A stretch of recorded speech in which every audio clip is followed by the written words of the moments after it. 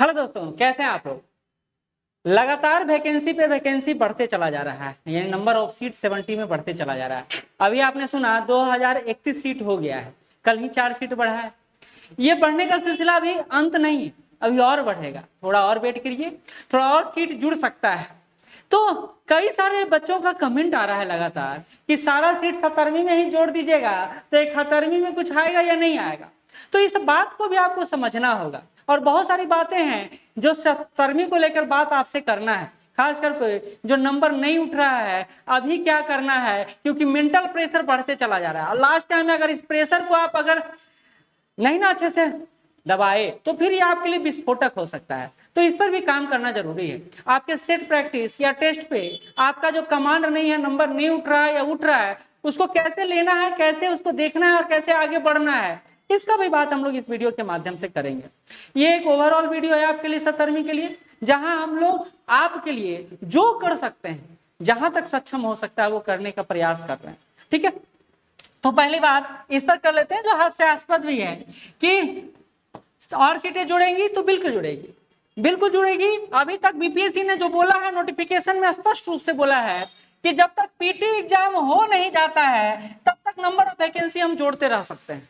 यह स्पष्ट रूप से नोटिफिकेशन में बोला गया है।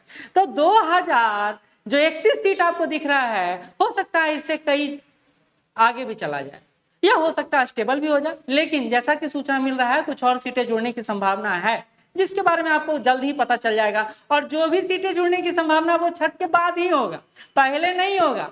नहीं तो आप कहिएगा सर छठ में नहीं आया, छठ में सारा छुट्टी रहता है, सिस्टम अच्छे से वर्क नहीं करता है।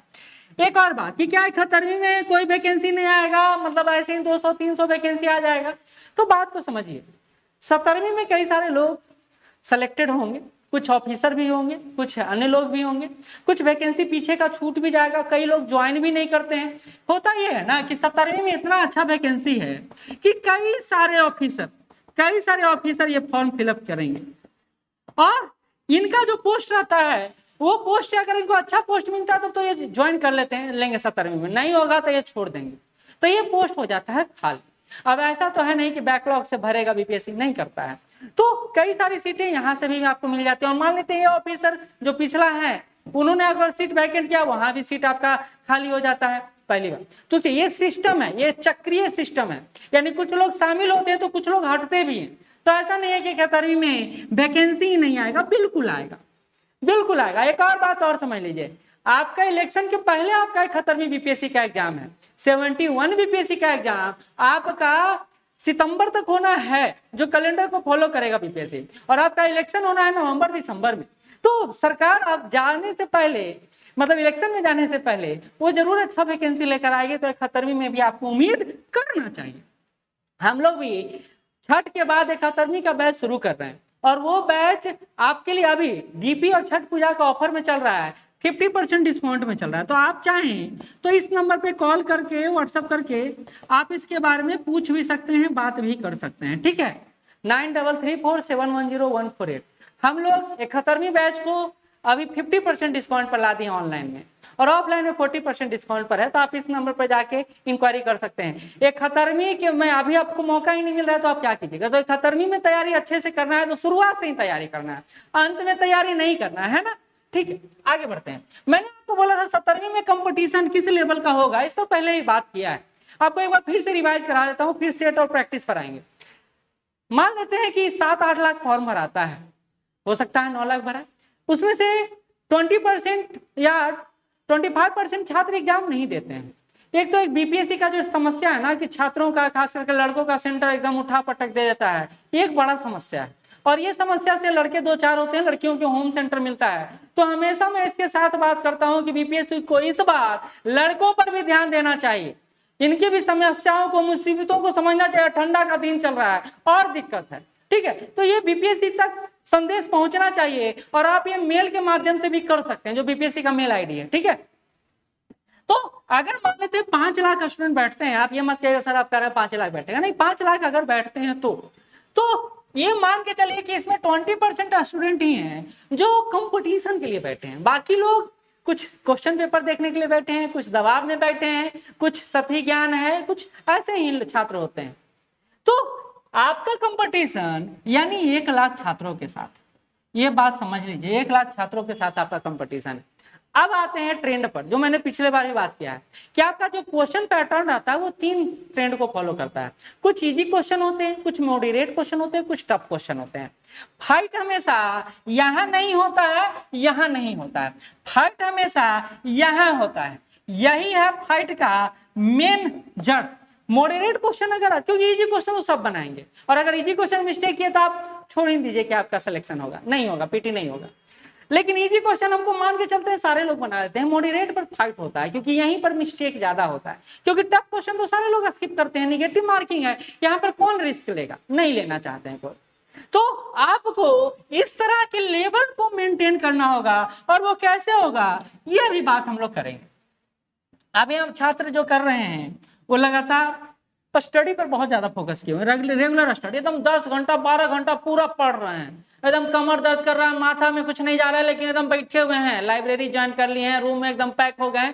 काफी अच्छा है, ये काफी अच्छा काम है, लेकिन इस काम को थोड़ा सा हट के करना है, क्योंकि सारे लोग तो यही काम कर रहे हैं ना, 5 के 5 लाख लोग यही काम कर रहे हैं, फिर आप अलग कैसे?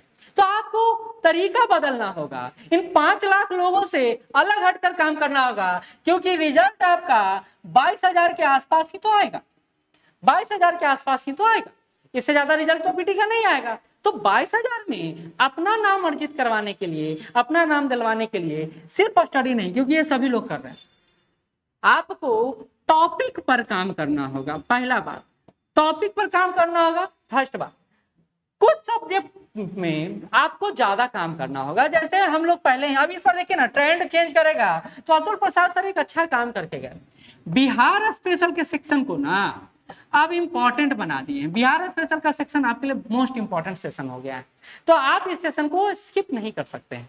ठीक, अब हो सकता है इसमें नंबर ऑफ क्वेश्चन जो पहले 20, 25, 25, 30 आ रहा है, अब 40 कर दे, कोई बड़ी बात नहीं है। झारखंड में तो पूरा पेपर ही तैयार कर दिया, उसके अलावा जीएस में डाल दिया। तो बिहार स्पेशल के कुछ सेक्शन पर आपको काम करना है। इसके अलावा हिस्ट्री के टॉपिक को तैयार करना है, साइंस के इंपॉर्टेंट टॉपिक पर काम करना है, और करेंट अफेयर पर काम करना है। और करेंट अफेयर आपके लिए एक मुसीबत है, इस मुसीबत को मैं छुटकारा दिलवा रहा हूँ। 31 अक्टूबर से डे बाय डे, यानी आप दिवाली नहीं मनाएंगे इस बार, मेरे साथ पढ़ाई करेंगे। 31 अक्टूबर से आपका करंट अफेयर का बैच आ रहा है, बिहार स्पेशल का बैच भी उसी दिन आ रहा है। आप ज्वाइन करना चाहें कर सकते हैं, नहीं तो मैंने उसका शेड्यूल दे दिया है, कौन कौन सेक्शन इंपॉर्टेंट है, आप उसको टेलीग्राम चैनल से ले सकते हैं। टेलीग्राम चैनल का लिंक नीचे डिस्क्रिप्शन बॉक्स में दिया हुआ है, कमेंट बॉक्स में भी पिन कर दूंगा मैं, वहां से आप उसको देख सकते हैं। ठीक है, तो आप शेड्यूल बाई शेड्यूल भी चल सकते हो। वैसे ही आज मैं बिहार स्पेशल का भी शेड्यूल जारी कर दूंगा, तो टेलीग्राम चैनल पे जुड़ जाएंगे या व्हाट्सएप चैनल होगा, वहां जुड़ जाएंगे तो आपको शेड्यूल मिल जाएगा, जिसको फॉलो करके बिहार स्पेशल भी अच्छा कर सकते हैं। ठीक है, तो आपको सब कुछ टॉपिक पर ध्यान देना है। कुछ सब्जेक्ट में जो ओवर कॉन्फिडेंस है, ये ओवर कॉन्फिडेंस ले डूबता है कभी कभी, तो भैया हमारा हिस्ट्री बहुत अच्छा है, उस पर काम ही नहीं करते हैं। नहीं, आपको जो सब्जेक्ट अच्छा है उस पर काम जरूर करना है, उसको बनाए रखना है। और रिवीजन पार्ट, जिसमें जो आपका अच्छा सेक्शन है उसको रिवीजन पार्ट में जोड़ ले, मेन पार्ट में नहीं, लेकिन रिवीजन पार्ट में उसको जोड़ ले, कि रिवीजन तो डेली करना है, पढ़े ना पढ़े रिवीजन डेली करेंगे। इसके अलावा ये जो गलती आप कर रहे हैं, इस गलती से आपको बचना है, और वो है मल्टीपल सेट जो बना रहे हैं, प्रैक्टिस कर रहे हैं, इस गलती से आपको बचना है। क्या कर रहे हैं ना, ए संस्थान, बी संस्थान, सी संस्थान, डी संस्थान, सारे का एकदम सेट प्रैक्टिस कर लेंगे, टॉपर बन जाएंगे? नहीं, कंफ्यूज हो जाएंगे और ज्यादा प्रॉब्लम में फंस जाएंगे, क्योंकि यहाँ हो सकता है अच्छा नंबर आए, यहाँ हो सकता है खराब नंबर आए, यहाँ हो सकता है और खराब नंबर आए, हो सकता है यहाँ अच्छा नंबर लाए, तो आपको खुद ही पता नहीं चलेगा कि आप किस गाड़ी पे बैठे हुए हैं। मूलतः टेस्ट या प्रैक्टिस क्यों किया जाता है, इस बात को समझिए, एनालिसिस करने के लिए। और ये एनालिसिस मैं कहता हूँ डेप्थ एनालिसिस कीजिए, खुद को समझने का प्रयास कीजिए कि भैया कहाँ मिस्टेक हो रहा है, खुद कहाँ मिस्टेक हो रहा है, मिस्टेक को पकड़िए। क्योंकि कभी भी टेस्ट में टॉपर जरूरी नहीं है कि वो बीपीएससी पीटी पास कर जाए, अच्छा नंबर भी ले आए, जरूरी नहीं है।